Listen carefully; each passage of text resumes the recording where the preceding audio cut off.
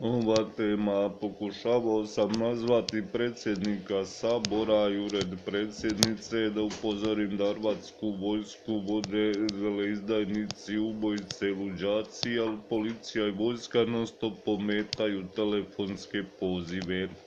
Pokušavao sam upozoriti Sabor da hrvatsku vojsku vode bande luđaka i veleizdajnika i policiju. Pokušavao sam upozoriti predsjednika Sabora i predsjednicu, ali bande luđaka iz vojske i policije se protive tome da vojsku i policiju optužuju za izdaje i ubojstva. Znači, hrvatska vojska i policija vrše direktnu veleizdaju protiv svoje republike i protiv demokracije Europe, ali kopilad luđaci i ubojice iz vojske i policije odbijaju da ih optužuju. Hrvatska vojska i policija ne vole zakone evropske,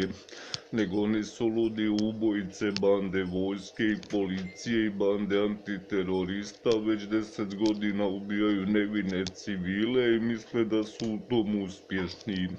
Hrvatsku vojsku i policiju vode bande potpuno uvjerenih luđaka, potpuno pogrešno uvjerenih luđaka koji su ludi svi od prvog do zadnjeg,